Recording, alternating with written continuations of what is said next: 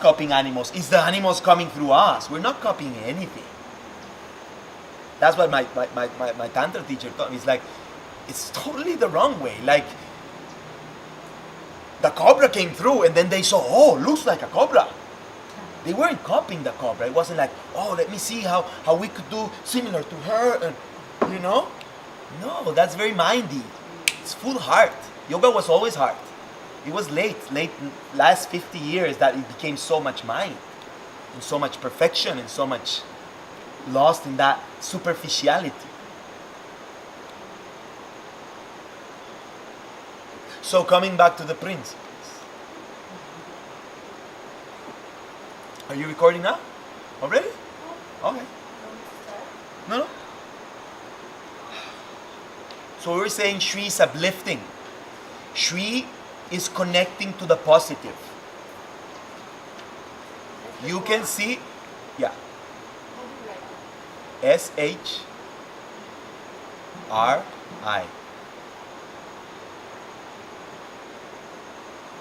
It's connecting, choosing to see the blank piece of paper with the black dot, instead of seeing the black dot in the blank piece of paper.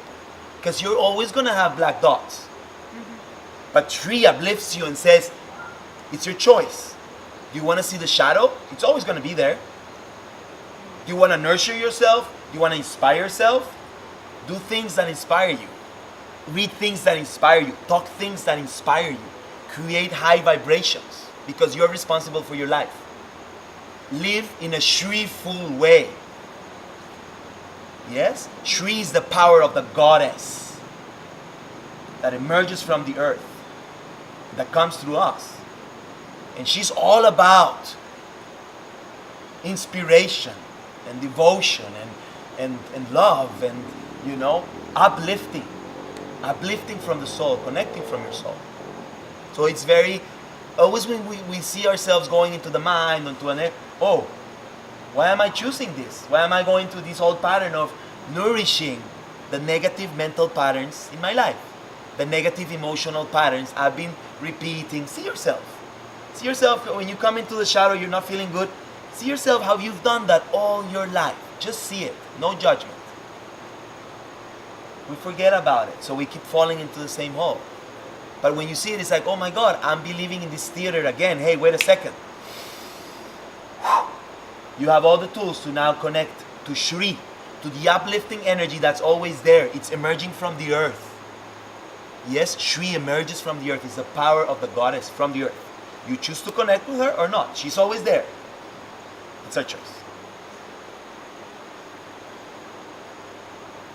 And Shri is related also to gratitude. You're totally grateful for everything. That's what lifts up the energy. That's what lifts up your vibration. Gratitude. You see, we'll always come back to gratitude, wherever, whatever. It's always grateful. The fifth is called Saundarya with Y. Saun, D-A-R-Y-A. Saundarya.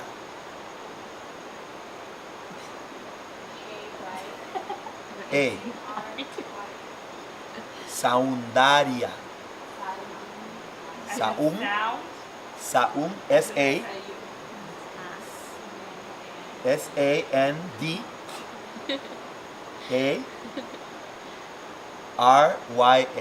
I should get a whiteboard, right?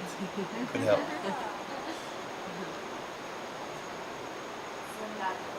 So Saundarya means beautiful. Means life is beautiful. And it always will be beautiful. If you're not seeing beautiful, it's because you're in your mind. And you're letting that little me rule the show.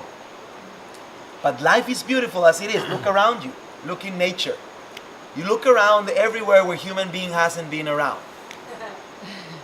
And there's some places where we have been around that's also beautiful. I'm not saying that no, but a lot of the things we see that are not aligned with nature is because our minds, our ego, our separation come into place. So just remembering life is beautiful. Seeing beauty in everything and everyone. Is that possible? Instead of seeing what we don't like of people and, oh, but that, and that doesn't matches my image, so for some reason I'm repelled. Oh, she's maybe too much weight, and I hate feeling too much weight in myself, so I kind of repel that image too. And that's, she's so angry all the time, and oh, I hate the angry in me, so I kind of want to put that away. And we keep pushing away. We keep pushing away all these masters that are coming to our life to teach us the shadows that we don't want to see. We're kind of evading there, like, oh, okay, let's go here, let's go there. Here, it's like, you know what? Everything is beautiful. And if I'm not seeing beautiful, show me why. Why am I being rejected? Why do I feel that rejection? You know?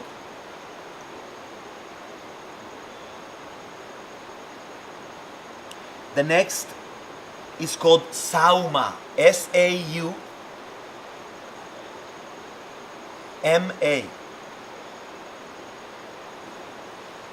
It's also called Soma. That is the name of a mix of superfoods that I did. I love the name because it's elixir. It's the elixir of the goddess. Also called Amrita, as we saw with Sola. Remember Amrita? The elixir. So it symbolizes bliss. Our natural state of vibration is bliss. Life is blissful. See, when it rains, when the sun comes up, when the fruit is matured and comes down, everything is so blissful. Nature is blissful. So this concept just reminds us that, yes, it is a choice to live in bliss.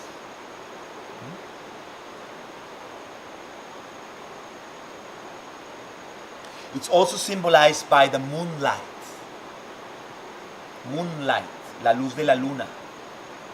And it's symbolized in men by the semen, and in woman also by the Amrita.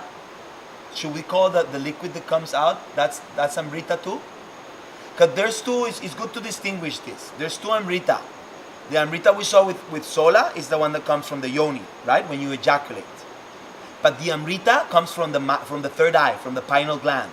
And when you're deep in meditation, it comes down, and when you haven't cleared the pineal gland, at the beginning it tastes a little bitter. But when you clear and you do the inner work, and you start clearing and opening the pineal gland, it starts being sweet. So all of a sudden you're meditating, and this sweet like elixir comes down into your mouth, and it's like, oh, you cracked open, the egg cracked open. It's one of the most beautiful things, amazing things. Sorry? Yeah. When I go deep, it happens naturally because it's open already. You don't have to open it every time. Beginning is difficult because we have the pineal gland calcified. The pineal gland, I don't know, some thousands of years ago, was like a grape, fluffy and, huge, deep like crystal grape. And with the misuse that we have in humanity, we kind of have, instead of evolved, devolved, and it has become a raisin. That's the difference. When they analyze, like Egyptians, and how they were all about the pineal gland, and they were all about pyramids, connections with spirit, with elder brothers and sisters from other planets. It was all about that. Like that's everywhere in Mayas and Egyptians, Incas, all the shamanic ancestral tribes. They did the work, and it was all about the pineal gland. You see the pineal gland symbolized everywhere. They put a crystal in the middle of the brain, like it's everywhere. It's all about the pineal gland. But then after that, we started misusing it, and now scientists say it doesn't work for anything. Now they're saying it helps secrete serotonin. But even in medicine, they say like they could even take it away, and that is not going to affect. Imagine how disconnected we are from reality. So when you open the pineal gland and you juice it up and you decalcify it, because it actually has like a shell around it. That's why food is so important. That's why sun gazing is so important, that I hope we can do tomorrow. Everyone at 7 we do sun gazing. Tomorrow we start at 7 the class. We do sun gazing. This is one of the principles of conscious living, of ecstatic living. It's super important to do it and then do the practice. Your practice is very different after. And every time you do sun gazing, what's happening is that the light is coming to the pineal gland and helping it remember that it's light. It helps decalcification. And when you start eating good food and you start detoxifying, and the sacred plants, the medicine, the rapé, everything helps. Everything helps. Yoga, the meditation, everything helps decalcify the pineal gland. Yes. Also too, when you get really in touch with your microcosmic orbit and you're tapping into your kidney, that sweet taste is in your mouth. So it's a subtlety, but next time when you're practicing, just notice the differences in your saliva. You can notice the sweet taste. Yeah, that's the amrita. And you notice it bitter too, don't worry, it's gonna become sweet. Keep meditating, keep going, keep working on the microcosmic orbit, because it's like going to a gym. It's your inner gym. You're working out, inner workout. And your inner workout, you take it wherever you go, wherever the soul goes, because you're connected from soul. The workout we do for the body stays here when the body dies. So it's good to focus on the inner work more than the outer work, or have a balance. All about balance. Philanthropist? Yes. Can you just go over really quickly all of the terms? Because when you said 4, it seemed like it was 3. Yeah. Or Shri. So like number 1 was. Okay, number 1 is Purna Meda. Number 2 is we are spirit living in material, in matter. Number 3 is Lila.